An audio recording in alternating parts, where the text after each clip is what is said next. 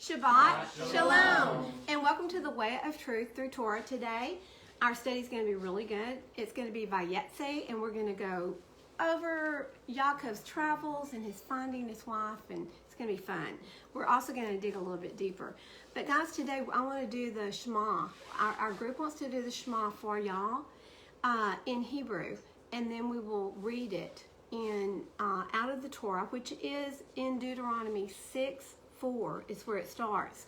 So we're going to do the Shema for you, and then Jerome is going to blow the shofar. And this is done quite often. Listen, the sound of the shofar is done for what? It's to call people to alert them, to wake up the heavens. It's to announce the start of something. Mm-hmm. It's back in the wilderness, it was to move the camp.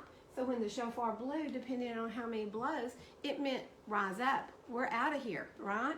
Mm-hmm. So the shofar was very, very important. And it's important today. When we hear the shofar blow, one day, guess what we're going to hear? King. We're going to hear the shofar blast from the heavens. And what's next? The king. The king's coming. The king is coming. And I don't think we're that far away. So let's go on into the Shema in Hebrew. And then if you will do us the pleasure after we read in English of blowing, we're going to say thank you. Okay. Shema Yisrael Adonai Eloheinu Adonai Echad Baruch Shem Kevod Malchut Tov Le'olam Vayetze. And now we will read the Shema from Deuteronomy 6:4. Hear, O Yisrael, Yahweh our Elohim, Yahweh is one. And you shall love Yahweh your Elohim with all your heart, and with all your being, and with all your might. And these words which I am commanding you today shall be in your heart, and you shall spread them upon your children, and shall be when Yahweh your Elohim brings you into the land of which he swore to your fathers, to Abraham, to Yasher, and to Yaakov, to give you great and good cities which you did not build, and houses filled with all kinds of goods which you did not fill, and wells dug which you did not dig, vineyards and olive trees which you did not plant, and you shall eat and be satisfied. Be on guard, lest you forget Yahweh, who brought you out of the land of Israel, from the house of bondage. Fear Yahweh your Elohim, and serve him, and swear by his name. Amen and amen.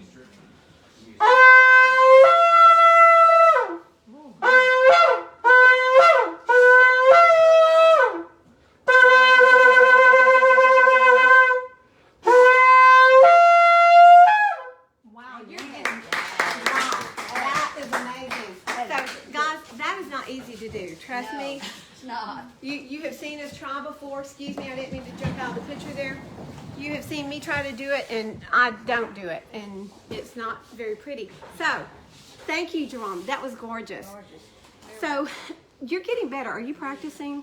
I did practice this morning before. Okay. So, guys, listen. Did you hear what he just said? He practiced before he came. Anything we want to do and do well, what do we need to do?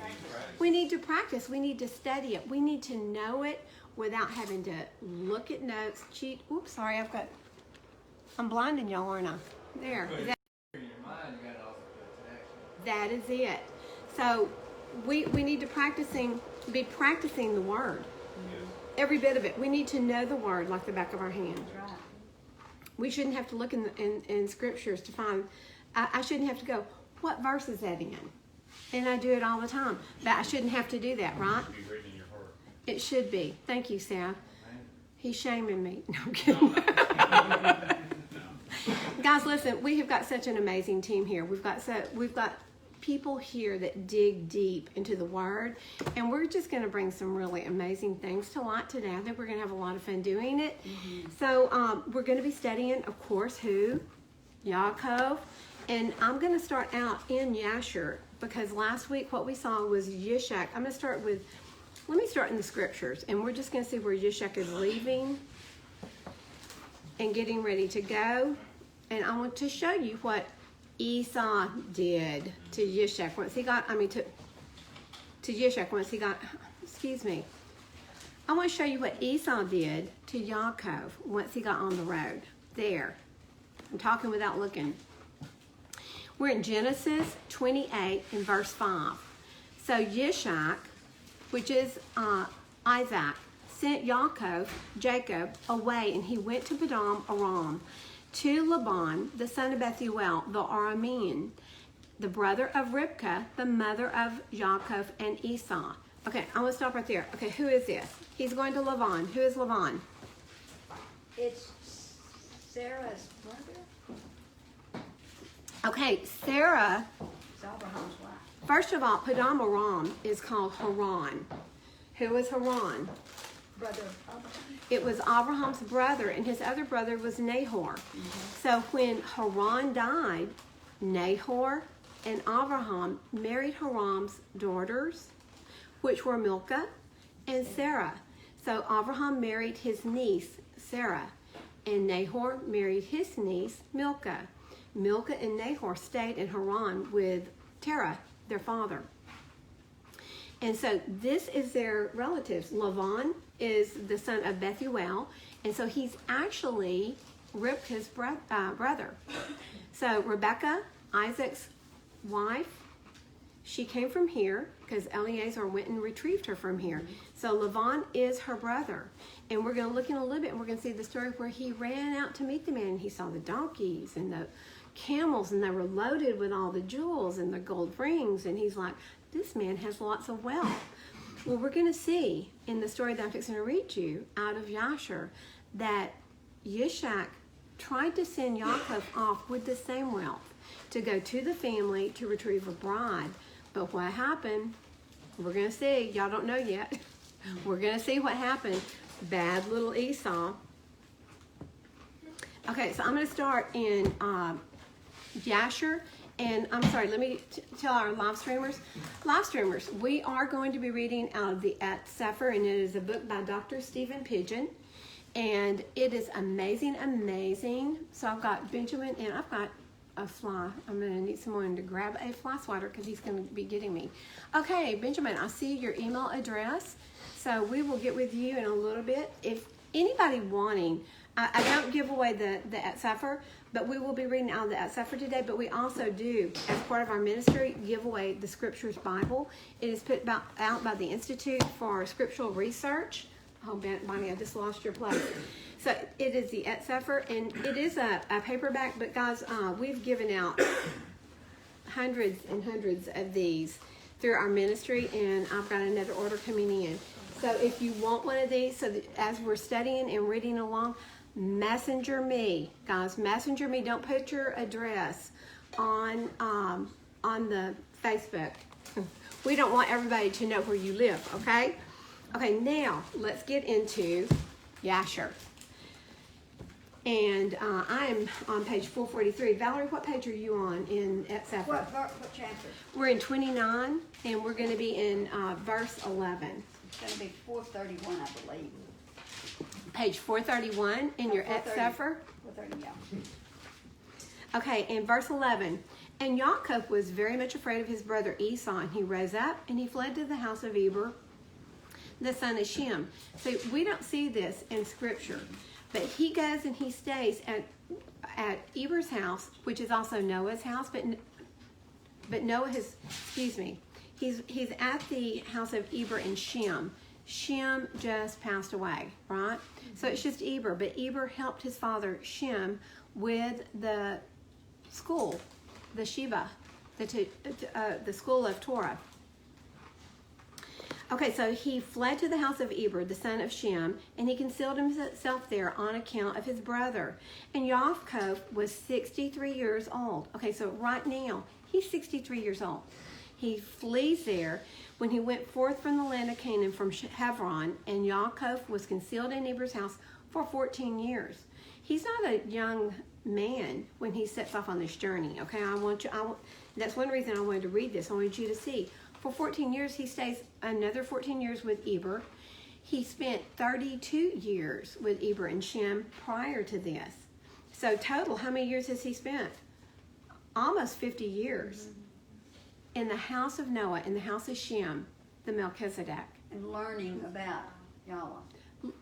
Listen, how long have we been in this walk? Not long. Not Compared to this, we've not been in this walk long, but this is a walk. It's a daily walk, and we study, and we study. And Tim, the deeper you go, do you think you're getting close to the end? Or does it just open up and you go, wow, I'm never, ever. The deeper you go in this study, and Jerome's over there going, yep. The deeper you go, the more you study, the wider it gets. There's no end. It's really like a tree. You know, the branches are big and spread out, and the roots are really deep and spread out. Yeah, and you're like, where are these going to, if you've ever tried to dig up a 50-foot tall tree's roots, you're like, are these ever going to end? I mean, really. But the scripture is even deeper than that, because we can't find the end. I don't think there will be an end. I think the day that Yah welcomes us in to the kingdom, we're still going to be going, wow, we've got so many questions for you, Father. Okay, so he's 63 years old when he went forth from the land of Canaan from Hebron. And Yaakov was concealed in Eber's house for 14 years on account of his brother Esau. And he there continued to learn the ways of Yahweh and his commands. So we're going to skip over to verse 20. And at the end of 14 years, so he's spent the 14 years there, he studies, he's learned, and now he's on his way. Where? He's going to go back home, isn't he? At the end of the 14 years of Yaakov's residing in the house of Eber, Yaakov desired to see his mother and his father. And Yaakov came to the house of his father and mother to Hebron. And Esau had in those days forgotten what Yaakov had done to him in having taken the blessing from him in those days. And when Esau saw Yaakov coming to his father and mother, he remembered what Yaakov had done to him, and he was greatly incensed against him, and he sought to slay him. So what did Yaakov do before he had to flee to Eber? He deceived his father, didn't he? Mm-hmm. For what? For the birthright of Esau. For the birthright and for the blessing. He already had legal rights and a written testimony as to the birthright, but he deceived him to get that firstborn blessing. I think I've got another. I think I do. I think I've got another one over here. So you might want to come over here and see if you can locate it. Thank you, Jerome. Okay, so we see that that he comes back home. Esau sees him, and Esau's like, I remember everything my little brother did, right? That's not good. And Yasher, the son of Abraham, was old and advanced in days, and Esau said, now my father's time is drawing nigh, that he must die. And when he shall die, I shall slay my brother Yaakov. And this was told to Rebekah. And she hastened and sent and called for Yaakov her son, and she said unto him, arise, go, and flee to Haran, to my brother Laban, and remain there for some time, until your brother's anger be turned from you, and then you shall come back. Guys, is his anger ever going to turn? Who is he in the end time? Edom. He's Rome. It's always going to be the enemy of Israel. Always. And so Yasher called unto Yaakov and said unto him, take not a woman from the daughters of Canaan, for thus did our father Abraham command us, according to the word of Yah, which he had commanded him, saying, unto your seed will I give this land, if. Listen, every covenant that Yah makes with us is what? Forever. It is forever, but it's if. Or Conditional. yeah, it's conditional. It has parameters that we have to follow in order to be in that covenant. So he said, unto your seed will I give this land if your children guard my covenant that I've made with you. And then I also perform to your children that which I have spoken unto you, and I will not forsake them. This is still his guarantee today, guys. If you guard his covenant, guard it.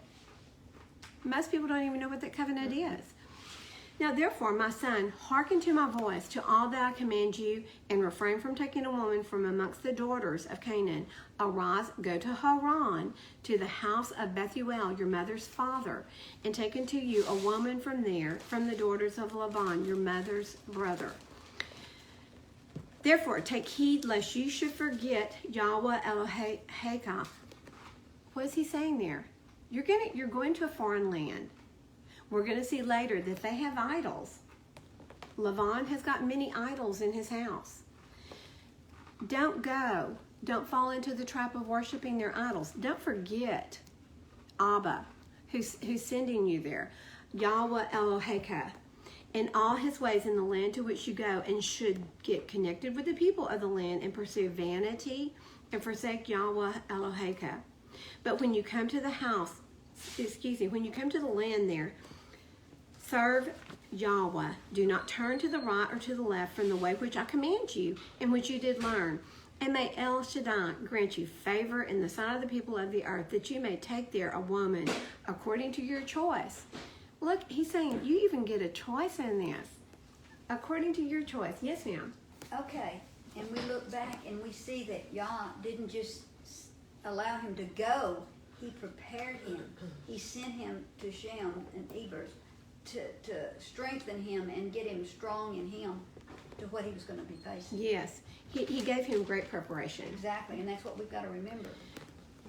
Guys, preparation provides, preparation was what? The Torah.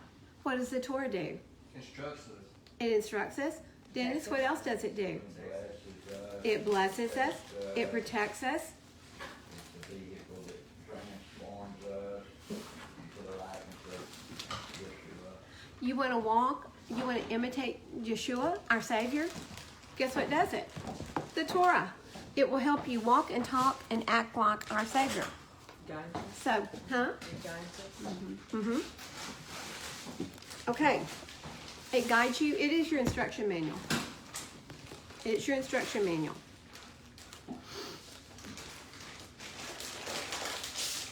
Okay, so he says, therefore take heed lest you should forget. I've already read that. 29. Thank you, Bonnie. You're hired back. Okay, I take back the fact that I fired you last week. And may Elohim give unto you and your seed the blessing of your father Abraham, and make you fruitful and multiply you. And may you become a multitude of people in the land wherever you go. And may Elohim cause you to return to this land. May he bring you back home. The land of your father's dwelling, with children and with great riches, with joy and with pleasure. And Yasher finished commanding Yaakov and blessing him, and he gave him many gifts. I want you to listen to this. He gave him many gifts, together with silver and gold, and he sent him away to Yaakov. And Yaakov hearkened to his father and mother. He obeyed them. He kissed him and rose and went to Padam Haran. And Yaakov was 70 years old when he went out from the land of Canaan, from Beersheba. Okay, now Esau's mad, right? He sees brother. He just got tons of blessings, right? He just left with lots of gifts and jewels and money. Listen to this, 31. And when Yaakov went away to go to Haran, Esau called unto him his son Eliphaz, and secretly spoke unto him, saying, now hasten, take your sword in your hand, and pursue Yaakov, and pass before him in the road, and lurk for him, and slay him with your sword in one of the mountains, and take all belonging to him, and come back. And Eliphaz, the son of Esau, was an active man, and expert with the bow, as his father had taught him. And he was a noted hunter in the field, and a valiant man. And Eliphaz did as his father had commanded him, and Eliphaz was at that time 13 years old. And Eliphaz rose up. He went and took 10 of his mother's brothers with him and pursued Yaakov. And they closely followed Yaakov, and he lurked for him in the border of the land of Canaan, opposite to the city of Shechem. So he's setting a trap. He sent his little 13-year-old son. Did Esau do this himself? No. That's a huge responsibility for the 13-year-old. It is, isn't it? Even though he's an expert hunter, he's saying go hunt down your uncle. This is his uncle that he's grown up around. Well, almost 50 years of that growing up, I guess he really hasn't, because Eliphaz is 13. Actually, he doesn't know Yaakov, because Yaakov has been at Uncle Shem's for 14 years. So he doesn't know him. Okay. Sir? Please train it to him, huh? Mm-hmm. Yes, very trained. And Yaakov saw Eliphaz and his men pursuing him, and Yaakov stood still in the place in which he was going, in order to know what this was, for he did not know the thing. And Eliphaz drew his sword and went on advancing, he and his men toward Yaakov. And Yaakov said unto them, What is this? What is to do with you? What is to do with you that you have come hither? And what does it mean that you pursue with your swords? And Eliphaz came near to Yaakov, and he answered and said unto him, Thus did my father command me, and now therefore I will not deviate from the orders which my father gave me. And when Yaakov saw that Esau had spoken to Eliphaz to employ force, Yaakov then approached and supplicated Eliphaz and his men, saying to him, Behold, all that I have, in which my mother and father gave unto me, that take unto you, and go from me, and do not slay me, and may this thing be accounted unto you a righteousness. And Yahweh caused Yaakov to find favor in the sight of Eliphaz, the son of Esau, and his men, and they hearkened. I mean, they've been sent out by Esau. Esau's over that tribe, guys. They have been sent out by Esau to kill Yaakov, and Yah granted him favor. He swayed their hearts. So he had favor in the sight of Eliphaz, the son of Esau, and his men, and they hearkened to the voice of Yaakov, and they did not put him to death. And Eliphaz and his men took all belonging to Yaakov, together with the silver and the gold that he had brought with him from Beersheba. They left him with absolutely nothing. He had no bride price. He is going to a new land without anything, except for maybe the clothes on his back. And Eliphaz and his men went away from him, and they returned to Esau in Beersheba, and they told him all that had occurred to them with Yaakov, and they gave him all that they had taken. And Esau was indignant. He was mad at Eliphaz's son and at the men that were with him, because they had not put Yaakov to death.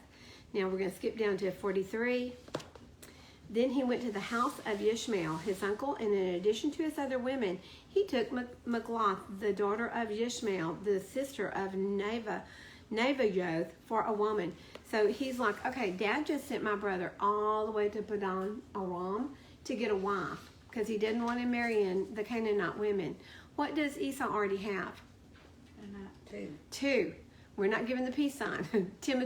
Timothy's like, he's got 2 Canaanite women. And what has Rebecca said? Oi, they're going to be the death of me. Don't let my son, Isaac, don't let my son Yaakov marry a Canaanite woman. I'm sorry, I looked at Bonnie. She was laughing. Okay. Okay, I want to read this because there's questions about Luz. Where is Luz? Where is the house of Yah? I'm going to tell you, he didn't go all the way to Luz. Okay, and Yasher explains this, because I was like, I know this is Mount Moriah. Luz is Mount Moriah, guys. It's not a separate place. Excuse me, Luz is not Mount Moriah. Luz is north of Jerusalem. Mount Moriah is where he spent the night. Okay? He didn't go all the way to Luz.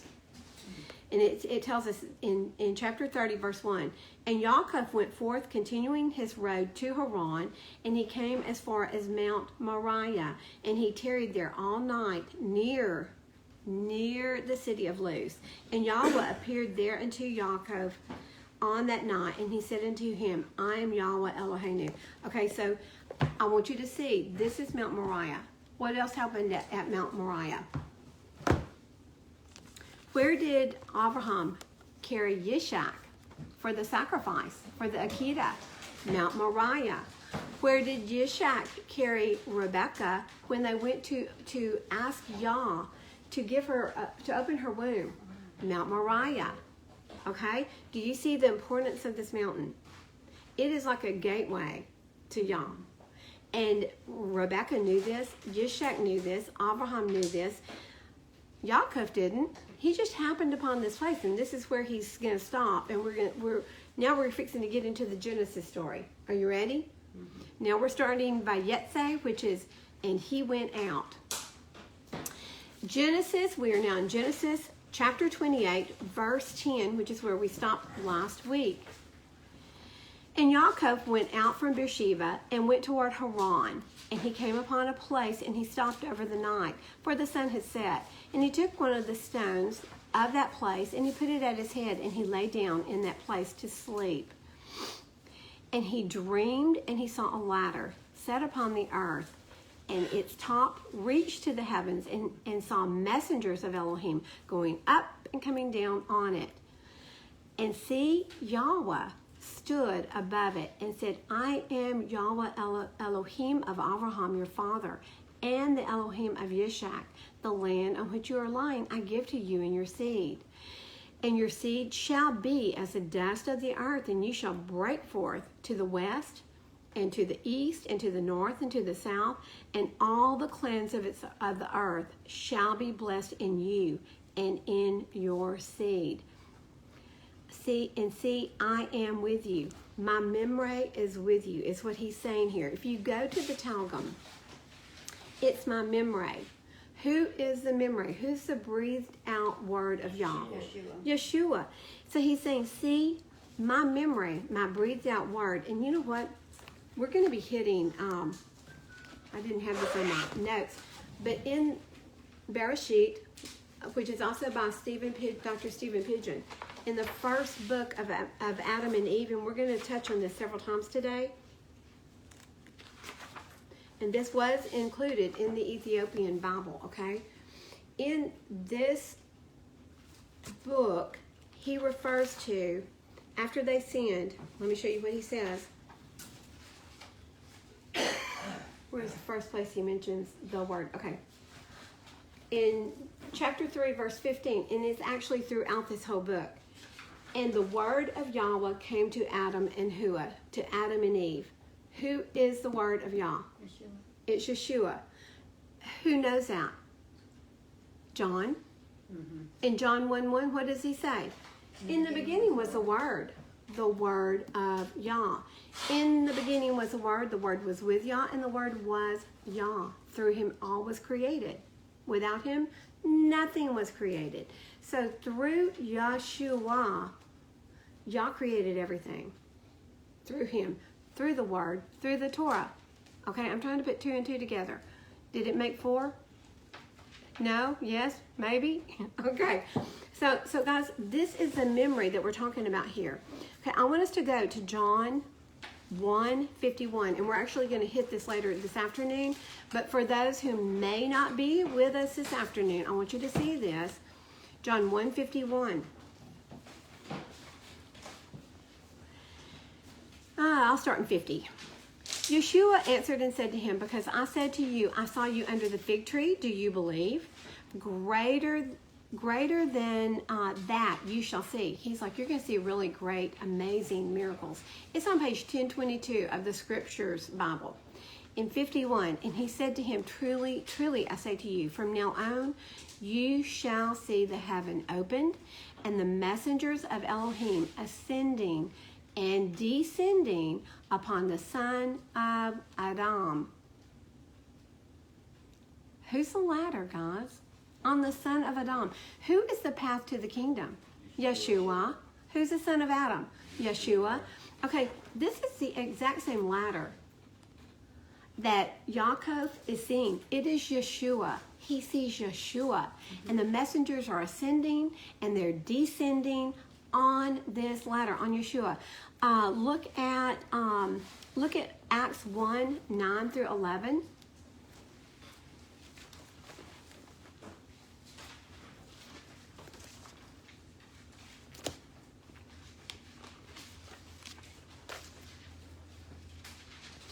and it is on page 1051.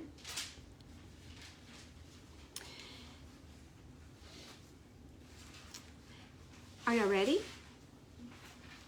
And having said this, and what he said before that really was important, so I really should start there at 8.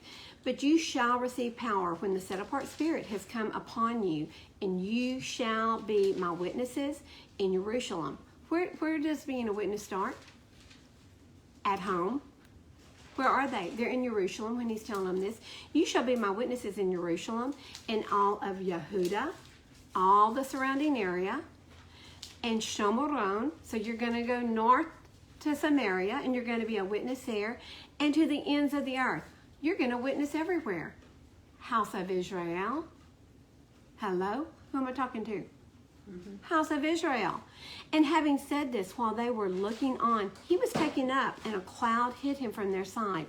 And as they were gazing into the heaven, as he went up, see, 2 men stood by them, dressed in white, who also said, Men of Galilee, why do you stand looking up into the heaven? This same Yeshua, who was taken up from you into the heaven, shall come in the same way as you saw him go up in the heaven. So when he comes back, well, let me go farther. Then they went back to Jerusalem from the Mount of Olives. So where is he coming back to? The Mount of Olives. Revelation tells us that. He comes back, and his foot first sets down on the Mount of Olives. And the other foot on where? The Temple Mount. And we're going to have some shaking and cracking and rattling when that happens, guys. Okay, now I want us to look at one other verse. Let's look at John 14:6. Valerie just grunted. She knows where we're going. Guys, if we're going to get into the kingdom, we've got to follow the right path. And if we don't know the right path, we're probably not going to find our way there, do you think? I mean, I think it's pretty important to know the pathway. So John 14:6 is on page 1041. And Yeshua, I'm going to wait for you, Bonnie. Thank you. Today I'm going to call you Bonnie Sue. You're slow. No, I'm kidding. 14:6. Yeshua said to him, I am the way, I am the truth, I am the life, and no one comes to the Father except through me. What did John tell us? He's also the Word. Guys, listen, the path to the kingdom is through the Word of Yah. It is through the path of Yeshua, the very path that Yeshua walked. We've got to walk just like him. He's the way. He's the truth. What does Psalms tell us? 1:2, Torah is the truth. Psalms 119, 142, the Torah is truth. Yeshua is truth. Yeshua is Torah. Yeshua is the Torah. He's the first 5 books. He is the law. He's the instruction. He is the very law in which the whole world was made. And Justin, new boy, if you get lost, please slow us down, because we've got new people on. Okay, and we've got Paulus Mark. He says, pray for my family. And guys, I apologize to my live streamers. A lot of times I can't see these scroll by so fast that we don't see it, but Paulus, we will be praying for your family. Get specific, because y'all like specific prayers for help, for financial aid, whatever it is that you're needing. And together we will pray when we finish here today. But Justin, if you need us to slow down or explain anything, there's not a silly question. If it is, we're going to tell you. That was really silly. No, I'm kidding. There's no silly questions. So guys, this ladder that Yaakov is seeing is Yeshua. And it is beautiful. And even the stone on which he has laid his head, he even knows that this stone is important. And I wrote up on the board, I can't put this on live stream because it will be backwards. But on the board, the Aleph, the Beit, and the Nun spell Aben, which is the stone, which is what he laid his head on. The Aleph and the Bet by themselves spell Ab, Abba, Father. The Ben and the Nun by themselves spell Son. So this is like the Father, Son, stone. Is that not cool? Think about it. He's laying there by the ladder, which is Yeshua. So Justin is really looking at me. Okay, so every alphabet in the Hebrew language has got deep meaning. And so the Aleph stands for the strong head of the household. And the Bet is the house. Okay, so you got the strong head of the house, which is Abba, Father. And then the Beit and the Noon is Ben. You've seen Ben Joseph, Ben Amin. It's the son of. Okay, so it's the Father, Son, Stone. I hope that everybody understood what I was saying. But he's laying there with his head on the Father, Son, Stone, watching the ladder, the sun, and he sees messengers coming down and going up. A gateway. This is truly a gateway. Okay, so Bonnie, where did I stop? I lost. I totally lost her. I think I'm at 16. And Yaakov woke from his sleep and he said, truly, Yahweh is in this place, and I did not know it. So when he stopped there, he didn't know where he was stopping. He didn't realize he was stopping on Mount Moriah, the very place that his father was offered up as a sacrifice. Is that not cool? Mm. And he was afraid, and he said, how awesome is this place? This is none other than the house of Elohim, Aleph, Bet, the house of the Father. Right? Mm-hmm. And this is the gate of the heavens. This is Mount Moriah. And Yaakov rose early in the morning, and he took the stone that he had put at his head, and he set it up as a standing column, and he poured oil over it. He anointed the stone. He anointed it. He called this the house of Yah. Is this indeed where the Temple Mount was and where the temple was built? Is that stone still there today? I'm just saying, guys, it's so deep. Okay. In verse 19, and he called the name of Yah. He called the name of that place Bethel. However, the name of that city had been Luz previously. Now, what we read in Yasher is that he's not actually in Luz. Luz is a little bit north of there. So that's kind of confusing, but where he is Mount Moriah. That's what Yasher tells us. And Yaakov made a vow, saying, seeing Elohim is with me and has kept me in this way that I am going, and has given me bread to eat and a garment to put on, when I have returned to my father's house in peace, and Yahweh has been my Elohim, then this stone that he just got through anointing, which I have set as a standing column, shall be Elohim's house. And of all that you give me, I shall certainly give a tenth to you. Oh, we've got the second tithe that's been given here. But guys, listen to me. What has just happened to him? He's not very far from Hebron. He hasn't gone very far. What has already happened to him on this trip? He's been robbed. His life has been threatened. And yet here he lays on the ground with nothing but a rock for a pillow. And he is praising Yah in this place. I want to be like that. I want to be that way where I'm not just sitting around going, man, when I get my hands on that Eliphaz and all his uncles, I'm going to show them a thing or two, right?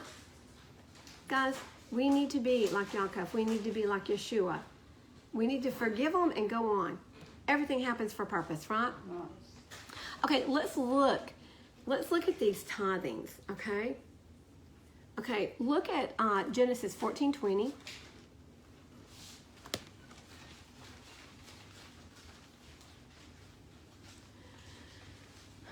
And I'm going to start in 18. And it is on page 13 of the scriptures. And the Melchizedek, sovereign of Salem, which was also Jerusalem, see that? Do you see how I did that? Okay. It's actually Salem. And Melchizedek, sovereign of Salem, brought out bread and wine, and now he was the priest of the Most High El. And he blessed him, and he said, blessed be Avram of the Most High El, possessor of the heavens and the earth, and blessed be the Most High El, who has delivered your enemies into your hand. And he gave him a tenth of all. So Abraham made the first tithe right here. He kind of set a precedence, didn't he? Yeah. Here's a tenth of everything that I just took, and it is for you. Okay, and let's also look at Leviticus 27:30.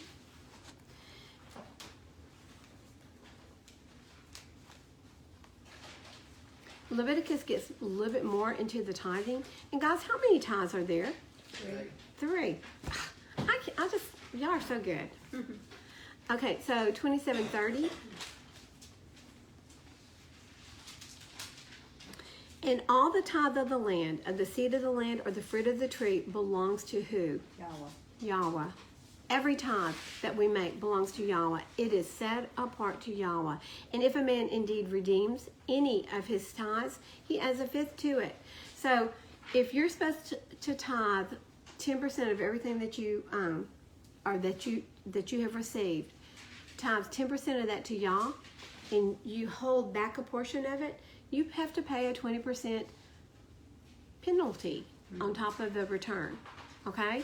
So it belongs to him. Now we have to pay him interest for what we didn't pay him to begin with. Okay, so since we just hit tithes, what's the first tithe? It's to the priest, for the priest, to maintain the priest, the priest's family, the house. The second tithe is to who? The poor. It's for us. The second tithe is actually for us. It's a tithe to ensure that when next year comes about, That's right. you've got money to take care of Shavuot, the 7 days that you're off, actually 8 days that you're off and enjoying camping with family. Okay, celebrating Party time. booths. So the second tithe is for yourself to make sure you can go to that. What's the third tithe? And it's every 3 years that it's done. For the poor. So Yah has set up a tithe for everything. He takes everything into account. We got to take care of the priest in the house. Then we got to take care of you, so that next year you have no excuse for leaving work. For not leaving work. I mean, you won't have an excuse. You should be able to leave work, go and enjoy boothing, Sukkoting with everyone else, right? And then the third one is to take care of the poor. And let's see here. Okay, we are in chapter 29 of Genesis. And Yaakov moved on and came to the land of the people of the east, which is Haran. And he looked and he saw a well in the field and saw 3 flocks of sheep living by it. For out of that well they watered the flocks, and a large stone was on the well's mouth. And so we've got another stone. And I looked it up and it's spelled exactly the same. It's the father-son. It's like the Abba Ben stone, the Aben stone. And all the flocks would be gathered there. Then they would roll the stone from the well's mouth and water the sheep and put the stone back in its place on the well's mouth. So Yaakov said to them, "My brothers, where are you from?" And they said, "We're from Haran." And he said to them, "Do you know Laban, son of Nahor?" And they said, "We know him." So he said to them, "Is he well?" And they said, "Well, he is. And see, his daughter, Rachel, is coming with the sheep." Rachel was what? She was a shepherdess. She tended sheep. And he said, "See, it is still high day and not time for the livestock to be gathered together. Water the sheep and go and feed them." But they said, "We're not allowed until all the flocks are gathered together and they've rolled the stone from the well's mouth. Then we shall water the sheep." Guys, this is a living water. They're holding it back with the stone. Yeshua is the living water. Yeshua is the living water. They're like, "We're going to give you the water when we want to give you the water." Listen to this. While he was still speaking with them, Rachel came with her father's sheep, for she was a shepherdess. And it came to be when Yaakov saw Rachel, the daughter of Laban, his mother's brother, the sheep of Laban, his mother's brother, that Yaakov went near and rolled the stone from the well's mouth and watered the flock of Laban's mother's sheep. Yaakov, who is Yaakov the father of? 12 tribes.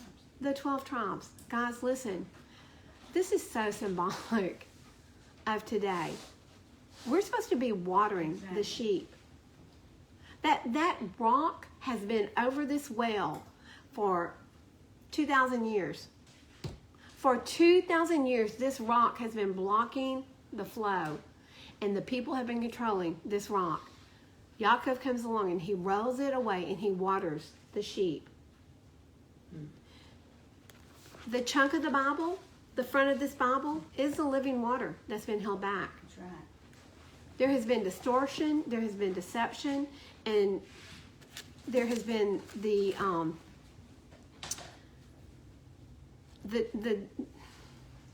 doctrine of grace, guys. There's no doctrine of grace. There's not a doctrine of grace. You can read through the whole scripture and you're not going to find where there is a doctrine of grace. Yah's grace is what his mercy, his grace, his favor is what allows us to walk out this walk. Amen. But you've already seen, it's a walk. This path leads to the kingdom. If you're not on this path, you're not going to get to the kingdom. And when you get to the kingdom door, if he doesn't recognize you, if you don't look like Yeshua, if you don't walk like Yeshua, if you're not behaving like Yeshua through the Torah, you're not getting in. I'm sorry, but there is no grace doctrine. So we have been through many years of deception, and we're not going to get mad about it. Yah had a purpose for it, and today is the day, though, for an awakening. Today's the day for everyone to be awakened. So we just pray that everyone listening is awakened, right? And that y'all will give them the words that they need to hear. Okay, so Laban just saw his, let's see, would that be his niece? Yes, it would be his niece because it's his mother's brother's daughter. So it's his niece. So Yaakov kissed Rachel. This is not a romantic kiss. He didn't like bend her over backwards and go, oh, I love you. This is I'm so happy to see you kiss. It's like, oh my goodness. It's like a kiss on the cheek or I'm so happy. On the forehead. There you go. And lifted up his voice and he wept. And when Yaakov told Rachel that he was her father's relative, and that he was Rebekah's son, she ran and she told her father. And it came to be when Laban heard the report of Yaakov, his sister's son, that he ran to meet him and embraced him and kissed him. And he brought him to his house, and then he told Laban all the matters that had occurred. Guys, when Eleazar came with the 10 camels loaded down, who met him? It was Laban. It was Laban. That's right.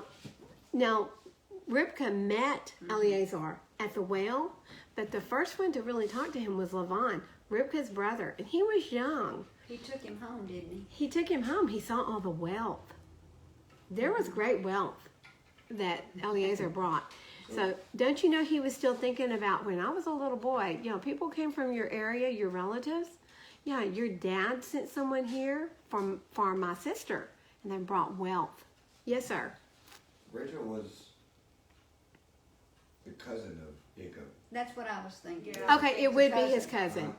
Thank you. I thought it was too, nothing. Okay. Thank you, Tim. So it's not his niece, it's his cousin. So you're right.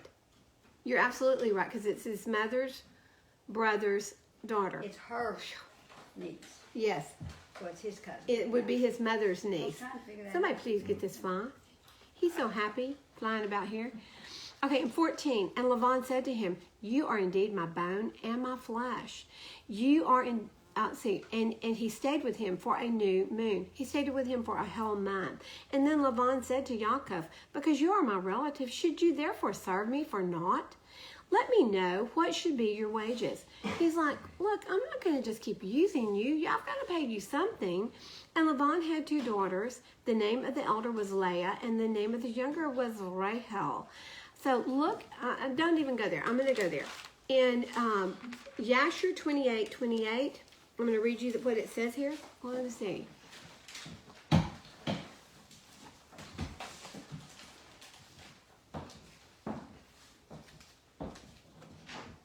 Okay, here we go. In 28:28, it says, Yahweh afterward remembered Adineth, the woman of Laban, and she conceived and bore twin daughters. Twins run in this family, don't they? Was Yaakov a twin? Yep. Yes, he was. He was a twin with Esau, and he was the younger of the twins. So she conceived and bore twin daughters, and Laban called the names of his daughters. The elder was Leah, and the name of the younger was Rachel. So he's got twins. So a twin's going to marry a twin. Ooh, in fact, two twins marrying a twin. That could be dangerous. But I wanted you to see, these girls were very close. They were twins. And you know how, what do they say about twins? They know what the other's thinking before they even say it. So Leah's eyes were weak. They were delicate. But Rachel was beautiful of form and beautiful of appearance, and Yaakov loved Rachel. So he said, let me serve you for 7 years for Rachel, your younger daughter. And Laban said, it is better that I give her to you than I should give her to another man. So stay with me. So Yaakov served 7 years for Rahel, and they seemed to him but a few days because of the love he had for her. And then Yaakov said to Laban, give me my wife, for my days are completed, and let me go into her. And Laban gathered all the men of the place, and he made a huge feast. And it came to be in the evening that he took Leah, his daughter, and brought her to Yaakov, and he went into her. Who was he supposed to be carrying to Yaakov? Rachel, not Leah. And Laban gave his female servant Zilpah to his daughter Leah as a female servant. And in the morning it came to be that, it was Leah. So he said to Laban, what is this you have done to me? Was it not for Rachel that I served you? Why then have you deceived me? Payback. Guys, listen. Who did Yaakov deceive? Esau. Yasher. And he deceived him for Esau, his older brother's blessing. What just happened? He just got deceived by Laban. Instead of receiving the younger daughter, he got the older daughter. It's kind of like payback, isn't it? And Laban said, it is not done this way in our place to give you the younger before the firstborn. But guys, this was very deceptive. I want to read you how he did this. In 31 of Yasher, chapter 31. And we're going to start in 11. So, rather than sneaking Leah in, should he have not told him up front, look, This is our custom. yeah, our custom in this land is you marry off the oldest first. So if you want to marry Leah, you can marry Leah first, and then later I'll allow you to marry my younger daughter, whom you say you love. But he didn't do that. And instead, he pulled there's a word for it in the con world, but he pulled a switcheroo. Let's read it here.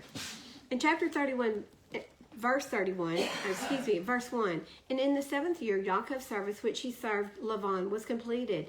And Yaakov said to Laban, give me my woman, for the days of my service are fulfilled. And Laban did so, and Laban and Yaakov assembled all the people of that place, and they made a feast. And in the evening Laban came to the house, and afterward Yaakov came there with the people of the feast. And Laban extinguished all of the lights that were there in the house. Guys, listen, everybody had to be in on this. Okay, this was not just Laban. And Yaakov said unto Laban, wherefore do you do this thing unto us? And Laban answered, such is our custom to act in this land. And afterward Laban took his daughter Leah, and he brought her to Yaakov, and he came to her. And Yaakov did not know that she was Leah. And Laban gave his daughter Leah, his maid Zilpah, for handmaid. And all the people at the feast knew what Laban had done to Yaakov, but they did not tell the thing to Yaakov. And all the neighbors came that night to Yaakov's house. And they ate, and they drank, and they rejoiced, and they played before Leah upon timbrels and with dances, and they responded before Yaakov, Hallelujah, Hallelujah. And Yaakov heard their words, but he did not understand their meaning. But he thought such might be their custom in this land. And the neighbors spoke these words before Yaakov during the night, and all the lights that were in the house Laban had that night been extinguished. And in the morning, when light appeared, Yaakov turned to the woman and he saw, and behold, it was Leah that had been lying in his bosom. And Yaakov said, behold, now I know what the neighbors said last night. Hey, Leah. they said, and I knew it not. And Yaakov called unto Laban and said unto him, What is this that you have done unto me? Surely I served you for Rachel. And why did you deceive me and give me Leah? Guys, listen, is Yahweh's scales of justice, are they fair? Yes. They are righteous, aren't they? So if you deceive on one side, are you probably going to be deceived on the other? We just saw justice served, didn't we? Sadly, yes, we did. Okay, so he has served for 7 years and he just got a different wife. Complete the week of this one is what Laban said. We're back in 29. And we are in verse 27. Complete the week of this one, and then we give you this one too. For the service which you shall serve with me still another 7 years. And Yaakov did so, and he completed her week, and then he gave him his daughter Rachel too as a wife. And Laban gave his female servant Bilhah to his daughter Rachel as a female servant. Guys, I want you to look at how Yah, go to Hosea 12:2. Yah requires this justice. Well, let me just show you this. Hosea 12:2. 12:2. Hosea 12:2. And it is on page 606. I'm going to start in verse 1 because, listen, who are we? We are Israel. We're Hebrew. We're Hebrew. But which tribe are we more than likely part of? Probably more than likely we're part of Ephraim, but we could be parts of all the tribes. I mean, there has been such a mishmashing of peoples, hasn't there? But listen to this. 12:1. Ephraim is feeding on wind. When you eat wind, what do? You get gassy. Does it fill your stomach? It doesn't fill your stomach. Makes it hurt. It makes it hurt. He's feeding on wind and pursuing an east wind. All the day he increases falsehood and ruin. What have we been doing? Well, look where we are in this country today. Look where we are. An unrealistic count of COVID deaths. An election that was probably fraudulent and stolen. Lies everywhere. Lies from the ministries, lies from the scientists, lies and deception everywhere we turn. It's like we're living in a game show. I want to wake up. I want to get out of this matrix, right? So Satan is a liar. He is a liar. So he's the prince of this air. So look at what's happening.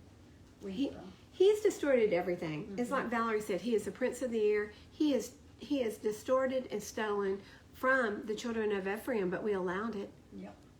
We had to go along with it, guys. How long did we sit on the pews? How long have we sat in the schools going, okay, yeah, that sounds right to me. They're changing history right now before our very eyes. And what are we doing? Oh, that's the new history? Okay. We're feeding on that wind. We're feeding on that wind. And not only are we feeding on it, we're telling our children to open their mouths and take a big bite. Here, get a big bite of this wind. Let's chase the east wind because it's nothingness. Nothingness. So they make a covenant with Yasher, and the oil is sent to Mitzrayim. And that's Assyria. It's Syria. Okay? It's Armenia. Okay, and Yahweh has a controversy with Yehuda to punish Yaakov according to his ways, to repay him according to his deeds. Yaakov is Ephraim. Do you hear me? He took his brother by the heel in the womb, and his strength he strove with Elohim, and he strove with the messenger, and overcame, and he wept and sought his favor. Guys, Yaakov is starting to awaken. He's starting to awaken. His children, the tribes, are starting to awaken. We're tired of being fed lies and deceit, and we're beginning to wake up, and we're starting to pursue what? Who is truth? Yeshua. We're actually pursuing the truth now. They stole his name from us. What is his name? Yeshua. Yahshua. It means salvation. Yahusha. It means the right arm of Yahweh's salvation. Oh, wait, they stole that too, didn't they? And they gave us wind for a name. Oh, you can call him God or Gad. Call him Gad. Yeah, that's fine. Call him Lord. But we're not going to use his real name because there's power in that name. So they stole that from us. Gone. We in trouble. There's going to be a scale of justice, and judgment is coming to this land. Judgment's coming. Probably way sooner than we think. Get ready. Okay.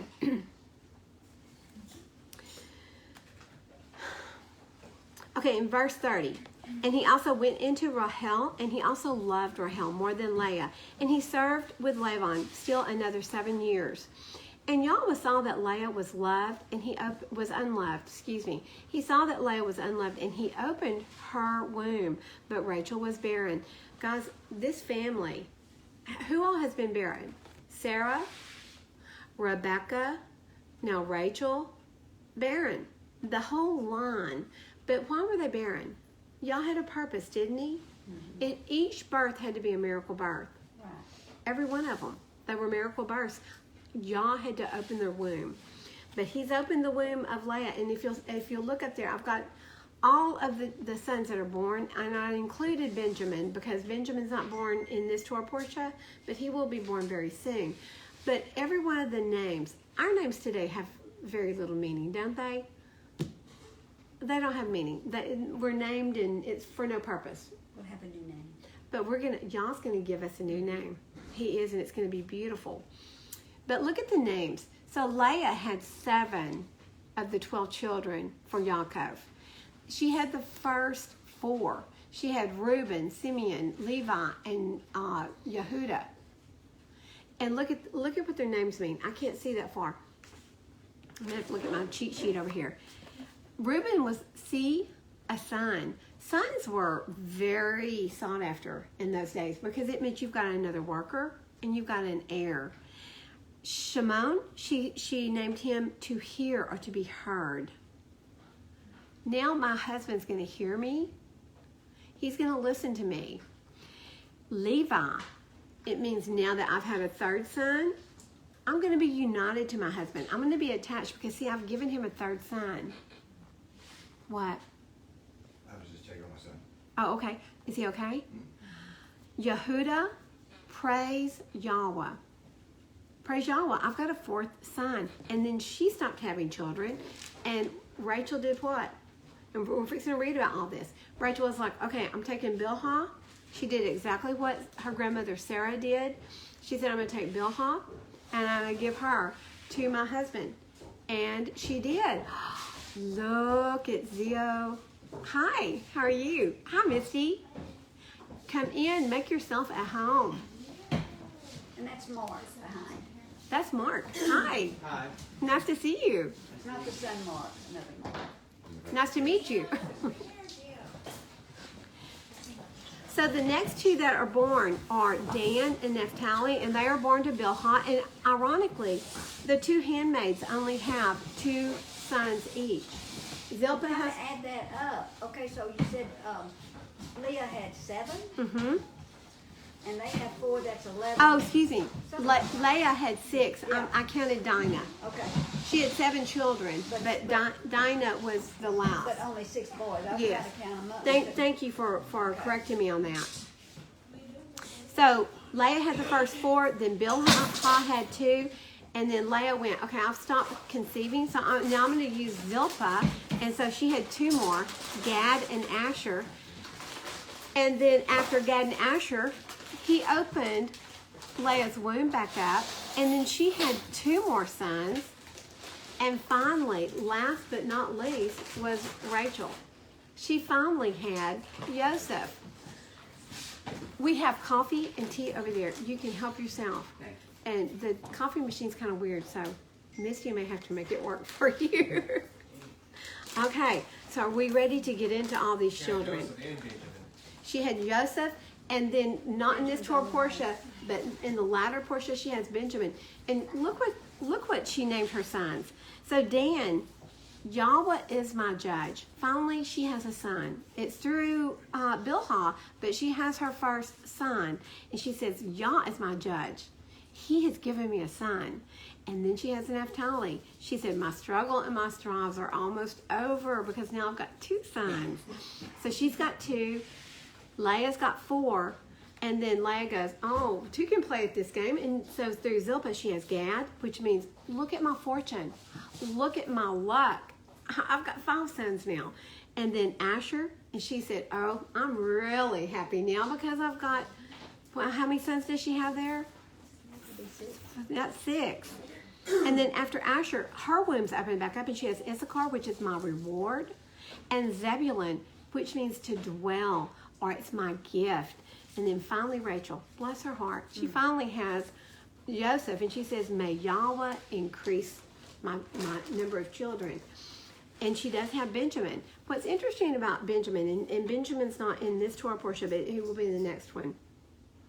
She actually named her son Ben Ami, which is son of Yah, which is interesting.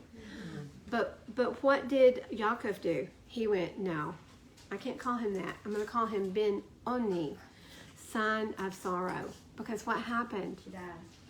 He lost Rachel in her birth. So, very sad. And then the last but not least was number 13. This is sad. Number 13 is a daughter, Dinah. Along comes a little girl, and she's the only daughter. Dina. Okay. Dinah, Dina. You say potato. I say potato. Dina sounds pretty. Dina is prettier. So we're going to call her Dina. Dina. Okay. Now we go into the story of all the births here. And we are in 32. And Leah conceived, and she bore, and she called her son, called his name Reuben. For she said, for Yahweh has looked on my affliction, because now my husband is going to love me. Bless her heart, she thought that because she was giving him sons, that it was going to bring her love.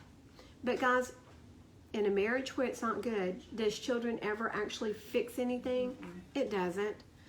Okay. And then she conceived again, and she bore a son, and she said, because Yahweh has heard that I'm unloved, he gave me this son too. And she called his name Shimon. And she conceived again and bore a son, and said, now this time my husband is joined to me, because I have borne him 3 sons. So his name was called Levi, or as Jerome says, Louis. There's a song, Louis, Louis, Louis. No. In 35. So we are in chapter, sorry guys, I didn't even tell y'all. I was making you guess. We're in chapter 29 of Genesis, and we are in verse 35. And she conceived again, and she bore a son and said, now I praise Yahweh. So she called his name Yehudah, and she ceased bearing. And I find this very fascinating, don't you? Look at how many women have they'll have 13 kids now. It took 4 different women to come up with 13 children. It's Yah. Who opens the wombs? Yah. Who opens the clouds for rain? Yah. And who supplies resurrection? Yah. These are the 3 things that he opens up for us. Okay, we are now in chapter 30. When Rachel saw that she bore Yaakov no children, Rachel envied her sister, and she said to Yaakov, give me children or else I'm going to die. Does that sound like a diva? A spoiled child? Listen, whose fault is it? Obviously, Yaakov can have kids, okay? He's already got quite a few here. By the time she says, give me children or I'm going to die. And Yaakov's displeasure burned against Rachel. And he said, am I in the place of Elohim who has withheld from you the fruit of the womb? So this is proof right here that Yah is the one that controls the womb. He opens it and he closes it. And he said, see, my female servant Bilhah, go into her, and let her bear for me, and let me build up from her as well. And so she gave him Bilhah, her female servant, as a wife, and Yaakov went into her. And Bilhah conceived and bore Yaakov a son. And Rachel said, Elohim has rightly ruled my case, and has also heard my voice and given me a son. And so she called his name Dan, which means Yahweh is my judge. And Rachel's female servant, Bilhah, conceived again and bore Yaakov a second son. And Rachel said, with great wrestlings, I have wrestled with my sister, and I have overcome. And so she called his name Naphtali, my struggle or my strife. And so, listen, these girls are twins. We see this in Yasher. That was before y'all got to come in. In Yasher, it tells us that Laban had twins. They're twins. Can you imagine the competition? Sisters, there's competition between sisters anyway. Mm-hmm. So I can't even imagine between two twin girls married to the same man. Yeah. Talk to me. Well, I know there's twins that aren't similar, but they said that one is less pretty than the other. Mm-hmm. It's almost like it's her eyes were weaker, or maybe We decided they were crossed. they were crossed. Well, they were not identical twins. There's another word for it when they're not identical. Well, they were born- fraternal. And listen, Yaakov and Esau were not identical either, because Esau was red. Oh, yeah. So it's probably the other gene that is there. So one may have been prettier than the other, and that would be very hard for sisters. It's different when you have a baby developing in the womb. The way They're in two eggs- separate. yeah, They're in two separate. exactly, and that's how it makes two different. I guess a different style of twins or something like that. So they weren't that close in the womb even. Yeah, there we go. That's the kind of The separation started in the womb. But there's something about Leah and the eyes and not being able really to see the truth of everything. Maybe, Mm-hmm. But listen, Leah was a good woman, because She was good, but you don't really see her doing anything ugly, and she didn't envy. She's unloved. Rachel's got evidently the beauty and the husband, because what tent does Yaakov stay in? Rachel's. When Rachel dies, whose tent does he go to? Bilhah. He still doesn't go to Leah's tent. He stays with Rachel's side. So, but you don't really see Leah lash out. and you have Judah, the son of Leah, who is the lawgiver, and you have Rachel, who bore Jacob. Joseph, who was kind of like Yeshua, Uh-huh. salvation. So you have physical and spiritual. I mean, there's always a physical and spiritual. That's true. From not identical sisters. Exactly. In Yasher, I believe it said that Leah was described as tender. Tender. Yeah, delicate. But I don't know what that means. I mean, when I think of someone being delicate or tender, I think they're smaller, Is it tender eye? petite. Is that what you're saying about me? Tender eye, that's right. Yeah. Valerie's very tender. No, you're too strong. I'm pretty sure she had problems seeing. Her eyesight was wrong. Too. So Valerie said that she thought she may have been cross-eyed. Well, we talked about that, didn't we, last night? Lazy eye cross. Or she Yeah, could have lazy been eye squinty, where like she couldn't see anything. She was like, Uh-huh. like this. Okay, so I'm looking to see anybody online, if you want to tell us what you think that it means for Leah to have weak eyes or delicate eyes, that her looks were delicate. Chime in. Well, it says delicate eyes specifically. So whatever that we need to look up that word. from Oh, they didn't have people.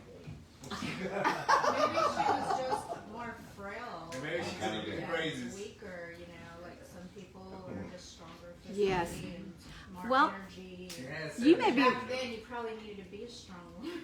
well, and you're right, Misty, because we don't see when Laban's sheep come to be watered.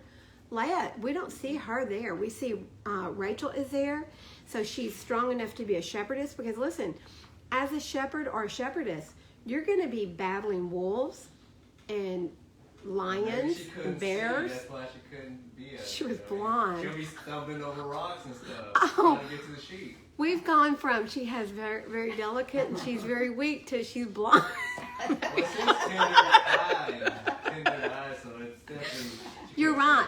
So this is one area that we're going to go deeper I was- into. Nearsighted growing Should up, we and get it was her hard for me to glasses see a lot on of stuff, and I could relate to that too. And see, I had astigmatism, and I just didn't know anything had lines or depth. I mean, I'm always falling downstairs. Okay. Okay. Verse 9. So we still have a ways to go, but we did determine that for sure they're not identical twins. One looks different and obviously has a prettier form than the other. And Leah saw that she had ceased bearing, and she took Zilpah, her female servant, and gave her to Yaakov as a wife. And Leah's female servant Zilpah bore Yaakov a son, and Leah said, with Gad. So she called his name Gad, with luck, with fortune. But guys, listen, do you know where the word God came from? Gad was a god. Yes, it's in Isaiah. I used to have it marked, but it talks about In it. Hebrew, you don't say Gad. You pronounce it God. God. Like you do in Spanish. That's right. The A is not an A, it's an A. So it is God. So his name is God, and the God of, or the God that they worshiped in that area, one of the gods was God, spelled G-A-D. So you're right, Jerome, God. And it's actually Hebrew and Babylonian in origin. So listen, does it make Here it sense is. that we would continue to call his name God? Isaiah, Justin's thinking on it. okay, Isaiah 65, verse 11. And I'm going to read from this Hebrew because it says, but you are those who forsake Yahweh, who forget my holy mountain, who array a table for God, G-A-W-D. And it says it's the Babylonian deity of fortune, and who fill mixed wine for many, the deity of faith. So it's G-A-W-D right there. And let me see what it says. Which would be God, which Yeah. is what And it Jerome says is saying, because God or God is the name of the the W would be the Vav, which is pronounced Wa. So I mean, it doesn't God. have a W in it though. It's just G. No, but that's the pronunciation. That's how you pronounce it. That would be It's the like pronunciation. God. And Valerie, which verse in that is it? It's Isaiah 65, verse 11. Okay, so let me ask y'all this, and I'm talking to the last roomers too. Do you think it would make his name common to call him God? Right. Don't make my name common. Because that's what they're called. Don't take my name in vain. Don't call my name Luck. Don't call me after a pagan god. I'm just saying, I got friends that will tell you, well, he developed each language after Babel, you know, so it was all his intention to do so anyway. But the no, problem yeah, is, so there's so much confusion that came out of it. You know, we got to go back Yes. to what is truth and what is not truth. okay, there is a verse, and I wanted to look this verse up, and here I go. Ancient path. Guys, we've got to get back to the ancient path. And the ancient path is the way we were meant to walk this walk out. And it doesn't look anything like what we're doing today. I heard someone say this week, well, he said, I believe in God, but I do it the way I want to do it. That would be like stiff-necked, and I want to do what I want to do when I want to do it. Yourself a God, really. That's worshiping exactly what you want to worship. You're right. So we've got to be careful. We overstep our boundary. We overstep the covenant that we have made with him. And we gotta get off of the throne. thank you, Dennis. We've got to get off the throne. We've got to get out of his way. And I'm really glad you found that one. But would somebody look up the ancient path? Please. There's just so much pride and ego nowadays. There's no humbleness, no honor, no Humility. You know? And what? I'm just listening. Okay, you've got to have humility, especially when you're studying in a group that is like this, because it's iron sharpening iron, which means, listen, what happens when iron sharpening iron? It's rubbing together. Part of that iron's going to go away, isn't it? I mean, to make it sharper, part of that is going to go away to make an edge. We got to get rid of the junk It's that's like Paul making us says, dull. It's like Paul says, you got to take in the good and leave out the bad. That's right. That's what Shaul says. Speaking of taking the good, where was I? Oh, here we are. We're at God. Verse 12, and Leah's female servant Zilpah bore Yaakov a second son. And Leah said, I am blessed, for daughters shall call me blessed. And so she called his name Yasher. And Reuben went in the days of wheat harvest and found love apples in the field and brought them to his mother Leah. And Rachel said to Leah, please give me some of your son's love apples. And they were more than likely mandrakes. But she said to her, is it a small matter that you have taken away my husband? Would you also take away my son's love apples too? And Rachel said, therefore, let him lie with you tonight for your son's love apples. Guys, she just sold her husband, her night to spend with her husband for what? Mandrakes, love apples that you're going to eat. They're going to be gone. So what does that sound like? Esau. It does sound like Esau. And the soup or whatever. It sounds just like Esau in the red lentil soup. Thank you, Valerie. I didn't even put those two together. And when Yaakov came out of the field in the evening, Leah went out to meet him and said, do come into me, for indeed I have hired you with my son's love apples. And he lay with her that night, and Elohim listened to Leah, and she conceived and bore Yaakov a fifth son. And I believe that this is entirely because Rachel made so little of her husband and spending time with him. And Leah said, Elohim has given me my hire because I have given my female servant to my husband. So she called his name Yisachar, my reward. And Leah conceived again and bore Yaakov a sixth son. And Leah said, Elohim has presented me with a good present, and now my husband is going to dwell with me because I have borne him six sons. So she called his name Zebulun.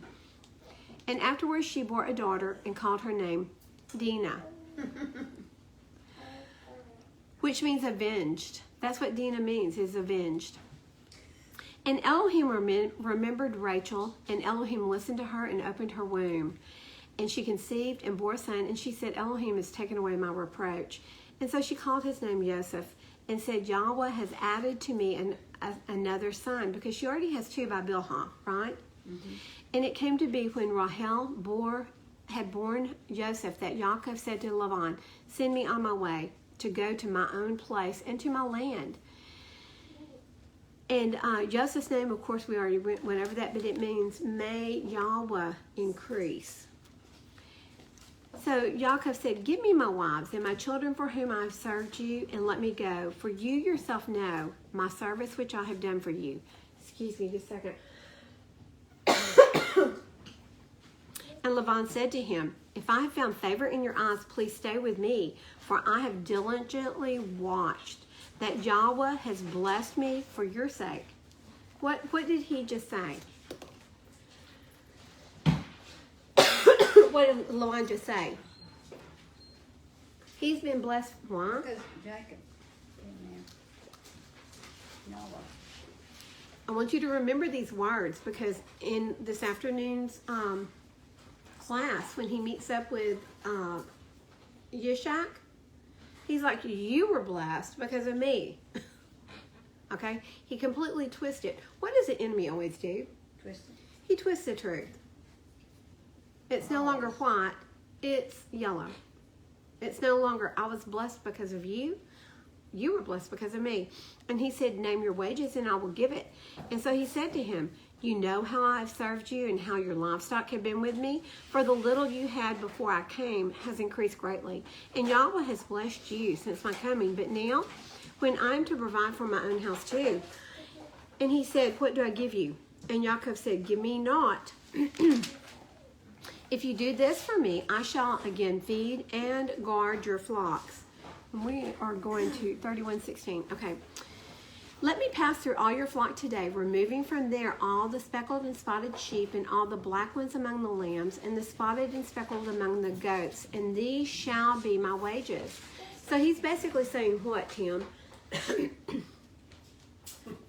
He's basically saying, let's split all these sheep out and the goats. I'm going to take everything that's got color on it. And what is Laban going to keep? The white ones. All the pure white, Laban's going to keep. And Yaakov says, and my righteousness shall answer for me in time to come when you come concerning my wages. He's like, you're going to come check on the sheep that I have and the goats. You're going to come check and see if I've got any of yours. I know that's going to happen. And he said, my righteousness shall answer for me in time to come when you come to concerning my wages. every one that is not speckled and spotted among the goats and black among the lambs, it is stolen if it is with me. And Laban said, see, let it be according to your word. And on that day, he set aside the male goats that were speckled and spotted, and all the female goats that were speckled and spotted, and every one that had some white in it, and all the black ones among the lambs, and gave them into the hands of his sons. And he put 3 days' journey between himself and Yaakov, and Yaakov fed the rest of Laban's flocks. 3 days' journey is quite a distance.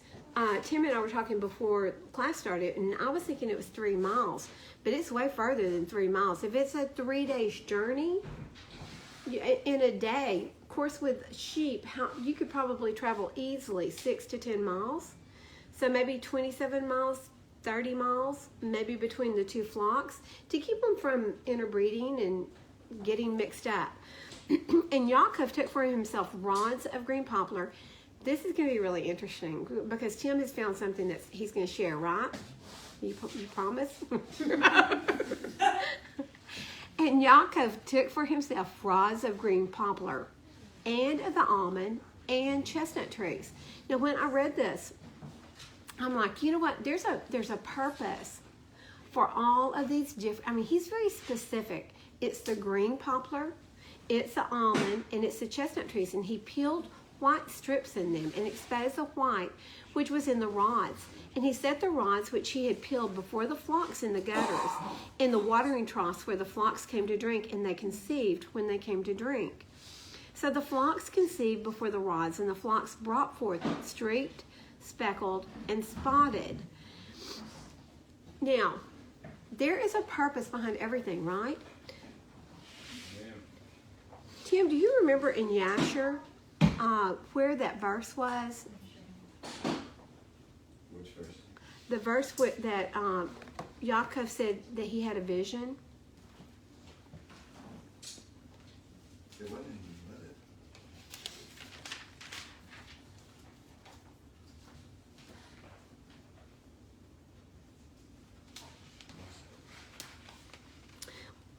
But he did have a vision, and I read that as well. You found it? Hold on. I want to twist this around for just a second. It's in Genesis. Oh, it's in Genesis. Genesis chapter 31, 7 through 18, but the basics can be found in Genesis 31, 10 through 12. When the flocks were breeding, I saw in a dream that the streaked, spotted, and speckled males were mating with the females, and that in that dream the angels of God said to me, Yaakov, and I said, here I am, and he said, look up and see all the males that are mating with the flocks are streaked, spotted, and speckled, for I have seen all that Laban has been doing to you. And that's Genesis chapter 31, 10 through 12. So we were fixing to get to that. But what this is basically saying is that he had that vision prior to making this covenant, isn't it? Mm-hmm. So Yah had given him a vision of the separating of the sheep. And so he already knew how to separate them prior. Oh, but we're not through. I want you to read what you found. Why? Okay, and I'm going to ask this to everyone here because I think last year we went through the same thing and we were like, why? Mm-hmm. Okay, first of all, was there something magical about stripping these sticks down? And when we were talking this morning prior to class starting, we were talking about the fact that, if a sheep sees something floating in the water and it's striped, what are they going to probably think of? Snake! Snake. But whatever it was, they were keeping their eye on it, which may have allowed for the breeding, easier breeding there. But Tim found a scientific reason for the almond tree, the green poplar, and the chestnut. And Tim's going to share that with you. Are you ready? I guess I have to be. Okay, so I'm going to turn this around to the Tim man. Was it ready? Oh, he wasn't ready. No. So, Okay, now I'm ready. Okay. Or maybe not. So, guys, there's purpose behind everything that Yahweh does, isn't there? So he gave him this idea of what to do, and there's a reason for it, and Tim's fixing to share that. It says the science behind the sticks. Several sources claim the poplar and almond trees have medicinal properties for both humans and livestock. There are several scientific journal papers that have mentioned that the particular trees from which Jacob peeled sticks supposedly cure urogenetical problems, reduce fevers, work as an anti-inflammatory, and aid in reducing reproductive disorders. All of these would make an animal healthier and more likely to produce healthy offspring. So guys, listen. What he did was not deception. What did he do? Medicinal stuff. He did medicinal things. He did something to put into the water to make his flock healthier, fatter. Listen, if you've got healthy sheep, what are they going to do? They're going to conceive. And with sheep, if you've got really good healthy sheep, they're going to have 2 at a time. If you've got unhealthy flock, they're probably going to have 1 at a time. I had one 2 years ago. She had 3 at a time. And they actually all survived. I still don't know how she did that because she didn't have but 2 teats to feed them with. So we're going to see, and this is what is explained today. I'm sorry, I saw a friend online. Hi, Chelsea. But we see today that what I thought, well, maybe he manipulated, maybe he was like tricking, using some kind of magic to cause his sheep to be speckled and spotted. But no, he had speckled and spotted rams. He had speckled and spotted sheep. Same thing with the goats. They were speckled and spotted. If you've got speckled and spotted on both sides, more than likely they're going to have speckled and spotted. The stripped rods had nothing to do with their color. Had everything to do with their health. And so his flocks grew. If you've got 10 sheep and they're having 2 to 3 babies each, as opposed to the other guy who's only having 1 apiece, just in 1 year alone, your flock would more than double, where his would just simply double, right? And that's if they all survive. If you've got an unhealthy flock, you're going to have death on birth. You're going to have deformities. You're going to have other issues. Okay, thank you, Tim, because to me that really explains a lot. Yah's got purpose behind everything he does. Sometimes you have to have a large number of people searching to find out why. Okay, and we're in verse 40. And Yaakov separated the lambs and made the flocks face toward the street, and all the black in the flock of Laban. But he put his own flocks by themselves and did not put them with Laban's flock. Well, he couldn't. They were 3 days apart. And it came to be, whenever the strong ones of the flock conceived, that Yaakov placed the rods before the eyes of the flock in the gutters, so that they would conceive among the rods and be healthy. I added that. But when the flocks were weak, he did not put them in. So the weak ones were Laban's, and the strong ones were Yaakov's. Thus the man increased very much, and had many flocks, and female and male servants, and camels and donkeys. And he heard the words of Laban's sons, saying, Yaakov has taken away all that was our father's. And from what belonged to our father, he has made all this wealth. What are his sons accusing him of? Guys, there's always going to be jealousy when it comes to Israel. Always.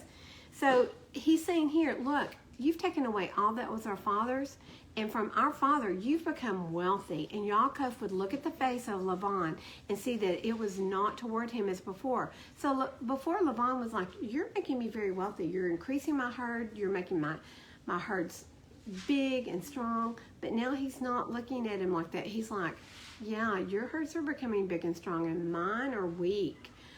And Yahweh said to Yaakov, return to the land of your fathers and to your relatives, and I am with you. And Yaakov sent and called Rachel and Leah to the field to his flock, and said to them, I see your father's face, it is not toward me as before, but the Elohim of my father has been with me, and you know that I have served your father with all of my strength. How long has he served at this point? 20? Oh, It's 20 years. yeah, because I thought it was 21, but he was 20. It was 14 for the girls, and then an additional 6 that he has served for wages. Yet your father has deceived me and changed my wages 10 times. That's a lot of changing the covenant, isn't it? An agreement. But Elohim did not allow him to do evil to me. And when he said this, the speckled are your wages, then all the flocks bore speckled. And then he said this, the streaked are your wages, then all the flocks were streaked. So Elohim has taken away the livestock of your father and given them to me. So he opens the wombs of the livestock as well as the women. And it came to be at the time when the flocks conceived that I lifted my eyes and looked in a dream and saw the rams which leaped upon the flocks were streaked and speckled and mottled. And the messenger of Elohim spoke to me in a dream, saying, Yaakov, and I said, Hineni, here I am. And he said, lift your eyes now, and see, all the rams which leap on the flocks are streaked, speckled, and mottled, for I have seen all that Laban is doing to you. I am the El of Bethel. I am the God, the Yah, the Elohim of the house of Elohim. That's what he's saying. Where you anointed the standing column and where you made a vow to me. Now rise up and get out of this land and return to the land of your relatives. And Rachel and Leah answered and said to him, do we still have any portion or inheritance in our father's house? As we are not reckoned by him as strangers? Are we not reckoned by him as strangers? For he has sold us and also entirely consumed our silver. Guys, what is taking place here? What happens when when Israel's in Egypt and Yah is telling them, get out, but on your way out, tell the Egyptians you want their gold and their silver. You're going to plunder them. It's a transfer. With great wealth. They left with great wealth. This is exactly what's going on here. And for all the wealth which Elohim has taken from our father are ours and our children's. Now then, do whatever Elohim has told you. And we're going to stop here for this morning. We're going to start back after, well, it's not morning now, is it? This afternoon. But we're going to start back after we have come together and eaten. We got lots of food in there. But guys, listen. There is a scale of justice. And there's a reason for everything that's in the Word. This is why we can't skip over Numbers or the little things like the sticks being twiddled down. There's purpose behind everything. And when we dig deep, we usually discover it. And sometimes there's probably things that when we get into the kingdom, we're going to go, okay, I got this big question. And he'll answer us. Okay? Do we have any questions? Anybody want to add anything? Live streamers? Chelsea said, hey. Everybody say, hey, Chelsea. Hey, Joe. Hey, Joe. Yeah, you just got recognized, girl. Okay, so we want to thank all of our live streamers for being with us today. We're going to go back and we'll look at the questions that you may have, and we'll answer them maybe in the second half if there are any questions there. This afternoon we will be finishing this Torah portion, and we are going to do some more in... I think this afternoon is going to be fun because we're going to get into when you okay, Daddy, back there? We're going to get into the coming back of Yaakov, and it's going to be fun to see Esau, because not Esau. Well, Esau is still mad, but Laban is so crooked and deceitful, and he just doesn't change, does he? No. He makes a covenant and then he completely goes back on it, and we don't see that in Scripture. You don't see what he did in Scripture. We don't see it until Yasher. I'm sorry. Bad girl over here. I'm trying to see who. She forgot what I said, and she's already going back to study it. So, guys, let's pray out for and go to eat. Father, we just want to thank you. We thank you for your word. We thank you for the fullness of truth that is in your word. Abba, we thank you for the revealing. That's what I love about this group. They dig deep. Mm-hmm. And Father, thank you for the revealing of even the purpose behind these sticks. Father, we pray that your word goes out to everyone. Their ears are open, their eyes are open, and their hearts are open. And they can receive truth from all of us that are speaking it. Father, if we can't speak truth, let us not speak at all. We ask that you will bless the food that we're about to eat. Father, bless the hands that have prepared it. And thank you for providing for your children. You always do, Father. We're never disappointed in anything that you do for us. In the precious name of our Savior and our high priest and our soon coming King, we pray these things in the name of Yeshua HaMashiach. We praise you. Amen. And amen. So, guys, this afternoon we will start back at about 3 o'clock. And come join us. We'll finish the rest of this story. Be blessed and Shabbat Shalom, y'all. Okay, Bill Vettel said, y'all have a y'all blessed day.